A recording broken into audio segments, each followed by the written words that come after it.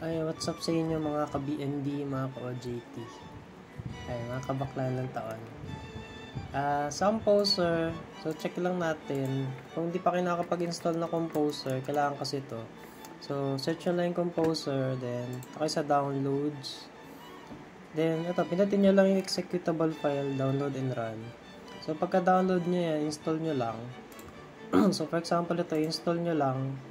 Sundin nyo lang installation. So, kapag na-install nyo na, pwede nyo i-check sa CMD. Ito, CMD sa command prompt kung successfully installed. So, kung installed siya, ito, type nyo lang composer-v.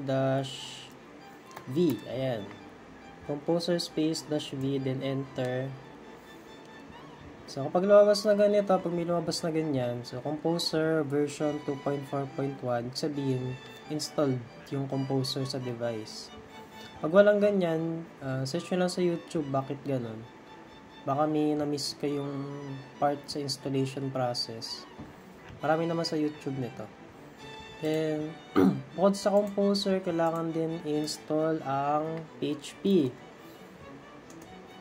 So, yung PHP, as much as possible, yung latest version. Punta lang kayo sa downloads ng PHP. Windows downloads. Then, ayan. Install nyo lang tong zip file.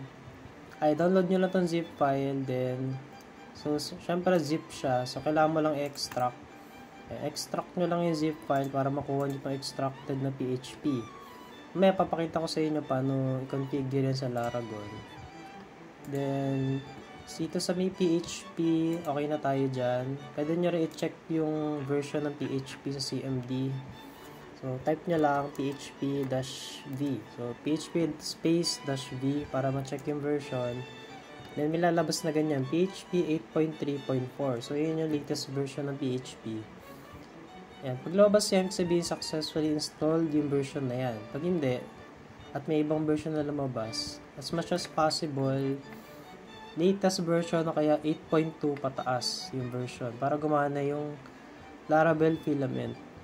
Pag hindi kasi 8.2 pataas, mag-error siya kasi requirement sa filament yun. Then, sa Node.js, kung wala pa kayo Node.js, install nyo lang. Kailangan din to. And, punta lang kayo sa Node.js, then install nyo lang to. Download din install. Ganun, madali lang na ma-install yan. Pwede nyo rin i-check yung version ng Node.js after nyo install. So, node space -v. Ayan. Yung version na updated ay yung version 21. Then, after nyan, okay na tayo dyan sa Composer, sa PHP, saka sa Node.js. Open na natin yung yung Laragon pala. So, sa Laragon, pag-install ng Laragon, madali lang naman. Search nyo lang yung Laragon. Then, download nyo lang. Ayan, click nyo lang yung download sa ito. May kita nyo Laragon full 173 MB. Click nyo lang, then install nyo yan. Sundin nyo lang installation part. Then, after nyo install yung Laragon, ayan, lalabas na tong shortcut ng Laragon. So, dito sa Laragon, madali lang naman siya. Kagandahan kasi na ito kaysa SAMP, mas madami siyang function. For example, start all muna natin para gumana lahat ng functions niya. So, right click sa mouse, then ito yung mga function ni Laragon. Pwede ka mag-quick update o makakapagawa ka ng Laravel kagad. May kasama na rin tong Composer, kaso nga lang, kapag magkuklone kayo sa GitHub, kailangan ng separate Composer sa device kasi nga, i-clone natin gamit sa Visual Studio Code mamaya. So, dito sa Quick App, pwede ka gumawa ng Laravel, ng WordPress, kahit anong app na more on backend, kahit Ruby, Python. Then, dito sa may PHP, pwede nyo i-check yung version ng PHP dito. Sa akin kasi, kinonfigure ka na. Pero for example, kaka-install nyo lang ng Laragon, ang makikita nyo ditong version ay 8.1 kasi ito yung kasama sa package ng Laragon, di siya updated. So, para ma-update siya, kailangan nyo lang itong file, extracted file ng PHP. Copy nyo lang, copy. Then, punta lang kayo sa sa may Laragon. Sa akin, nasa local disk. Search nyo lang yung Laragon, yung bin. ito yung sa bin, click bin, then punta kayo sa PHP, ito PHP file. So ito lang naman yung directory niya, ayan, Laragon, tapos punta sa bin, tapos sa PHP. Nakikita nyo dito yung PHP version, yung mga PHP file. So dito, tinanggal ko na yung 8.1 na PHP. Nilagay ko na kagad yung 8.3.4. So paste nyo lang dito yung version na latest version, then delete nyo na rin yung 8.1. Then pag ito na lang yung nakalagay dito, check nyo ulit. Ayan, ito. Ganito na dapat siya. May check siya dapat dito sa PHP version na meron dito.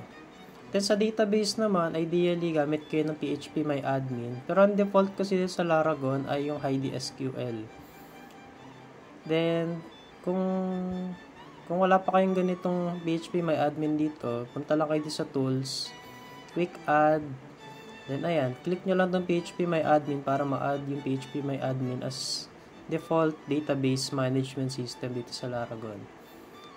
Okay na tayo dito. Then, din na tayo sa may Visual Studio Code. Click nyo lang yung Visual Studio. And pagka-open ng Visual Studio, eto, punta lang kayo dito sa may toggle panel para mabuksan yung terminal sa baba. So, pwedeng Control J para para yung shortcut key for toggle panel. Kaya click nyo tong toggle panel dito. So, ako, Control plus J na lang, then lalabas na yung terminal sa baba. So, sa terminal na to, dito tayo pwede mag-paste ng mga commands natin. Wala dito sa installation na nilagay ko dito sa GitHub readme file. So, first, kuklone natin. So, copy lang natin tong git clone para maklone yung repository. Then, paste lang natin dito, then click enter, then kuklone na niya. Wait nyo lang, ayan, okay na kagad. Then, second step ay change directory. Copy nyo lang tong para manabikit natin sa directory ng HRIS, yung clone na pinload natin. Then, click enter. Then, tapat nyo lang yung cursor dito sa directory na to. Then, control click para ma-open yung folder in your window. Then, ayan, control click. Ay, nabuksan na natin sa panibagong window. Then, X na natin yung kaninang window. Ito. Maximize ko lang. Then, ito na yung itsura niya. Downloaded na siya successfully. Then, Control J ulit para mabuksan yung terminal. Kaya click nyo to. So, Control J. Toggle terminal. Then, doon tayo sa third step. Sa third step, i-install na natin yung dependencies. Okay, ganito lang. Copy nyo lang yun ulit sa GitHub, then paste nyo ulit dito, Ctrl V. Then, click enter lang. Ayan lang. Pagka-click nyo na enter, medyo matagal to. Hintayin lang matapos. Ayan.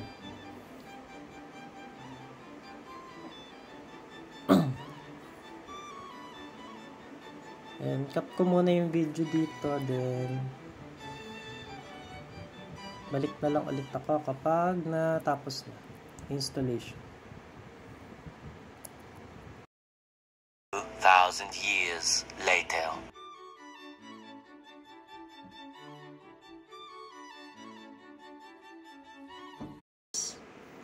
Ayan, ganyan yung tsura niya. So, pag nag-error yan, for sure may hindi kayong install na kailangan kanina sa Composer, PHP, saka sa Node.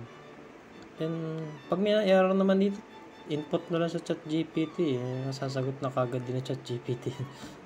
Kaya, send nyo lang sa GC para ma-check ko din. Pero, madali lang yung ChatGPT lang. Then, ito, ang gagawin ko. Doon na tayo sa isang step. So, copy the .env.example file to .env. So, copy nyo lang yung ito. Then, paste nyo lang dito yung cp.env para makopy yung .example. And, click enter. Then, ayun lang. Malalabas na dito yung .env. So, dito sa .env, dito kasi yung mga environment variables na kailangan natin. For example, sa database. Then, ito. mga iba pang kailangan. Then, fifth step na, number 5, generate an application key. So, application key, paste nyo lang, then enter. Ayan, generated application key. Ay, ito, lalabas tong application key dito. Kanina wala yan. Then, dito naman tayo sa migrate to database. Ayan, migrate natin yung database. Then, copy paste lang, then enter. So, ito, may lalabas kasi ditong something. Ayan. Would you like to create it?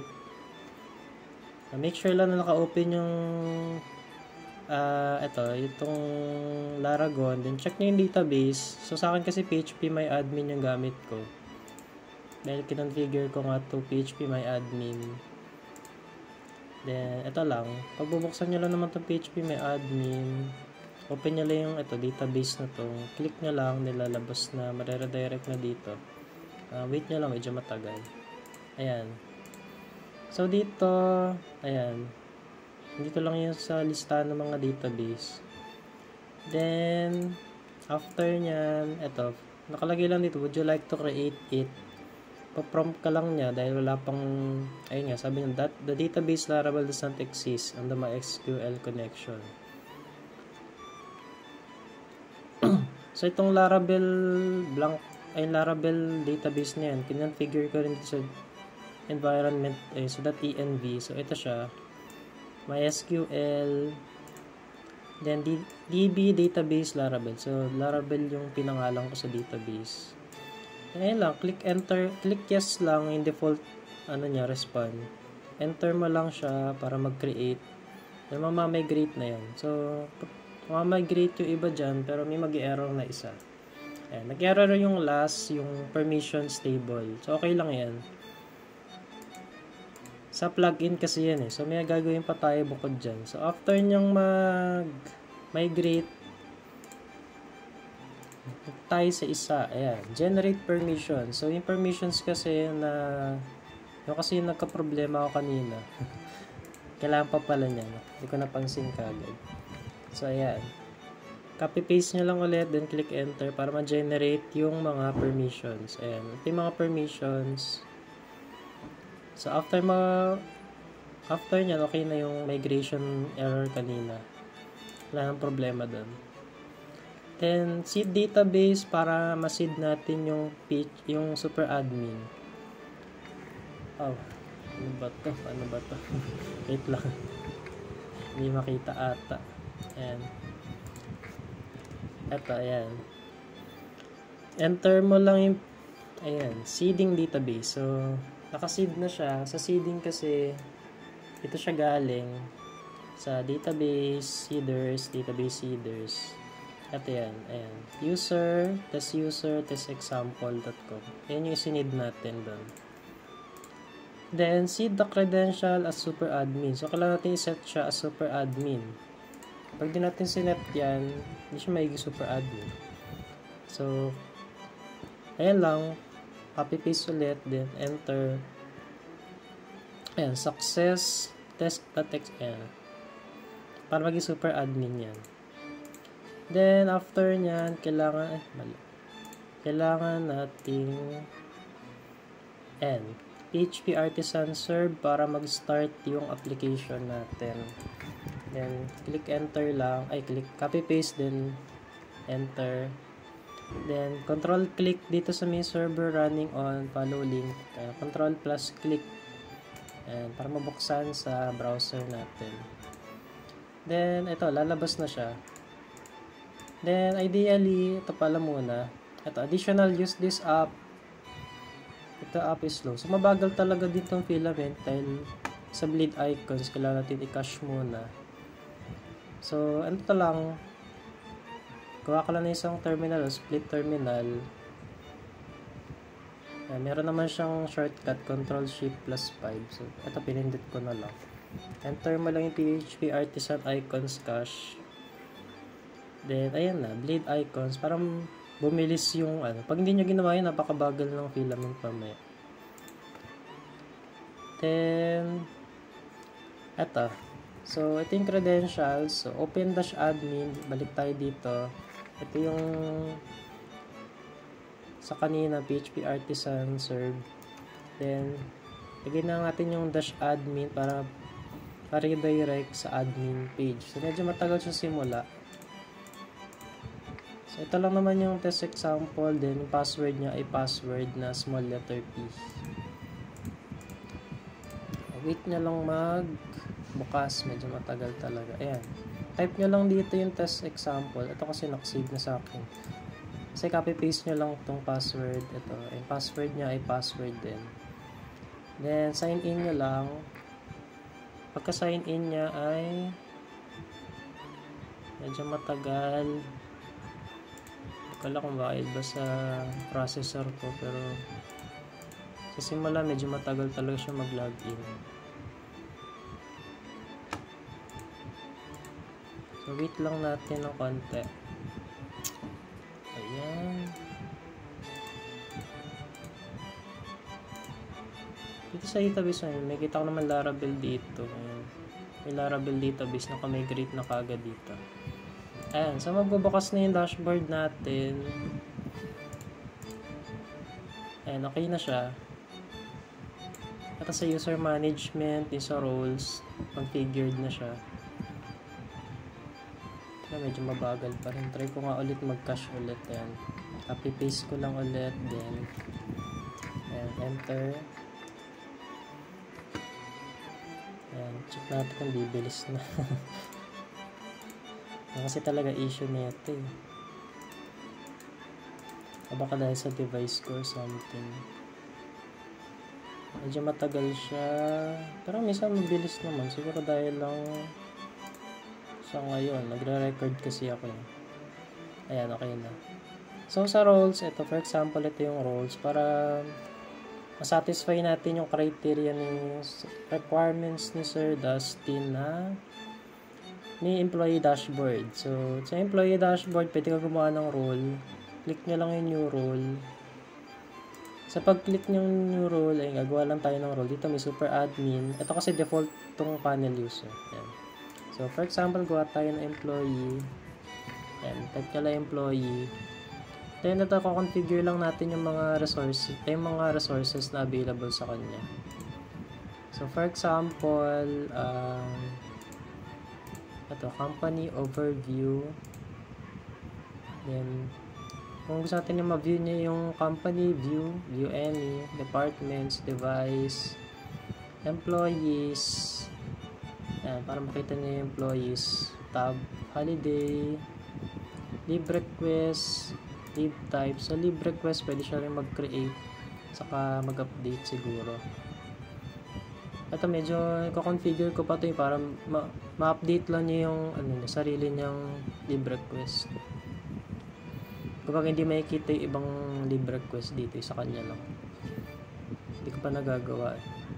Then sa offices, pwede rin siyang mag-view. Sa payroll, di pwede. Sa rate, pwede siguro. Makikita lang naman niya yung rate. Schedule, view any. Sa tardiness, pwede rin. Sa timesheet, pwede rin siya mag-view. Then, ayun lang. Then, create natin para makreate yung employee role. So, pwede nyo i-try din to once na na-clone nyo na to, na-run nyo na. Para makonfigure nyo rin. Then, medyo matagal lang sa akin. And, so, after nyo, created na siya. Doon tayo sa roles. Nakikita natin yung list dito. Nadagdagan na siya. Employee. Nakikita natin yung permissions, yung 16 na ginawa natin. Punta tayo sa employee, sa users. Ito, ayusin ko ba ito? Lalagay ko sa user management tong users na to. Dapat wala sa employees. Ayan. So, sa new user, pwede tayo maglagay ng user dito. Ayan. For example, si Sir Dustin, kaya itong user. Dustin Antonio. Then, email, bakla ng taon at gmail.com. So, ayan. For example, password niya ay ito, password, huwag na lang. Siguro ito na lang. Baka ma-hack niyo ako eh. Joke lang. Sige na. Ay, roles. Lalagyan natin ng role niya, employee. So, create lang natin para ma-create as user. Ayan. So, created na siya sa users. Ayan. Hindi ko pala nalalagyan dito ng view kung anong role niya. Hindi ko pala na-push ng isang araw yun. Pero lalagyan ko yan. Para makita dito yung role niya. Kakaroon na isang column na role. Then, ayan lang. So, for example, si super admin. Ito kasing super admin, siya yung mag-configure ng users. So, dito, may kita na, ito yung view ni super admin. Lahat kaya niyang ma-configure. Pwede siya mag-create. May kita yung user management. So, try natin i-sign out. Then, i-login natin yung kaninang ginawa nating account. So, baklanantaon@gmail.com. Then, password ay 1m1 hashtag bkg8. Then, ayan lang. Then, try natin sign in. So, dapat gumana siya, magla-login as employee. Ayan. So, as employee, hindi nyo makikita yung part na yon, yung mga user management. So, super admin lang may access nun. And ito, kaya nyo i-view kahit paano itong mga ito. Ayan, offices, naka-view lang siya, hindi siya pwede mag-configure. Then, sa leave management, ito sa leave request, pwede siyang pwede siyang mag-create ng kanyang leave request. So, for example, sa employee name, lalabas yung employee name niya. Hindi ko palang na-add dito. So, pwede naman kayo mag-add nun sa inyo. So, super admin lang din yung pwede mag-add sa employees. Ayan. Select niya lang yung pangalan niya as employee. Then, yung import-export, di pa gumagana yan. Hindi ko alam kung bakit eh. Pero ayusin ko pa. Ayan. Sa leave type, may mga pwede configure nyo na lang, populate nyo na lang yung mga data para makagawa kayo ng sarili nyong ayan, para matry nyo rin. Then, ma-check nyo din kung gumagano talaga. And, ayun lang. Siguro sa business process yung sinasabi ko. Ang issue kasi doon, for example, yung process kasi na binigay ng BND sa sample video nila. May problema kasi doon sa part ng paano na i-utilize yung mga data. So, for example, sa government deductions, yung sa deductions, for example, yung sa employees, yung iba naman, naiintindihan ko naman kahit pa paano. Kaso nga lang concern ko, saan kukunin yung deductions, yung value? Kasi wala siyang input for sa government. So, PhilHealth, sa TIN number. May mga kasi yun, may logic pa kasi yan, diba? For sa pagkukuha ng sweldo. Siyempre, ma-minus mo yung deductions doon sa gross para makuha yung net salary. Ayan, then may iba ba siyang payroll group din na pwede configure. And ito kasi hard-coded kasi ito So, kasi yung sa sample, hard-coded din siya Hindi ko lang sure kung pwede bang user input to Ito kasi usual na payroll group. Weekly, bi-weekly, semi-monthly. Bihira lang may nagde-daily. Tawag dun, mga informal businesses. And ayun lang. Then natin yung mga benefits na kailangan natin consider for logic ng payroll. Wala pa siyang payroll. Ito may payroll na siya pero hindi ko pa nako-configure yung logic niya. Pero ayan, pwede nyo namang pag-aralan na lang din natin kung paano magiging process natin. Importante kasi talaga dapat yung binigyan man lang tayo ng acceptance criteria. Kung hindi naman binigay, bahala na tayo, okay lang din naman. And ayan, so naka-configure ko na. Kung may problema kayo, then send nyo lang sa GC ulit. As much as possible, wala na dapat. Sundin nyo lang yung video na to. Then all goods sa tayo doon. Pwede kayong configure nyo lang to. Add lang kayo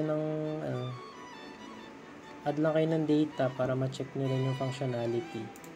Then, check nyo rin yung documentation ng filament para maintindihan nyo rin para pwede kayo mag-add dito ng gusto nyo, kunyari, may gusto kayo idagdag sa dashboard.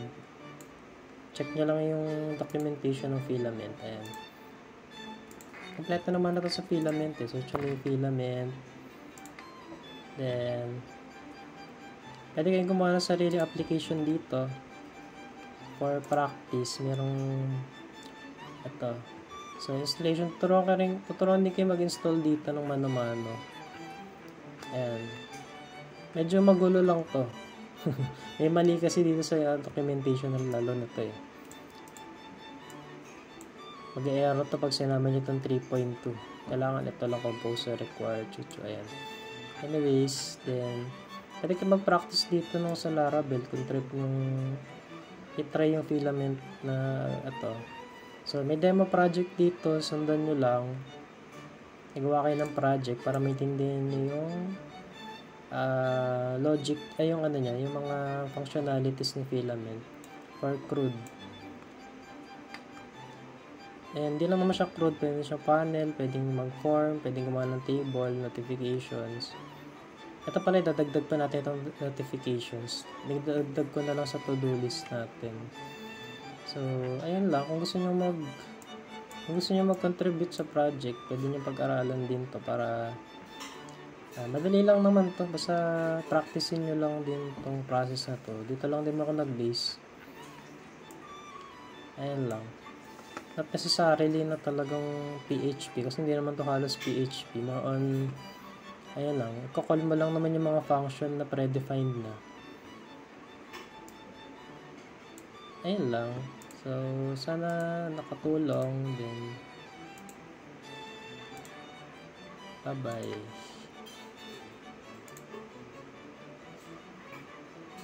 The end.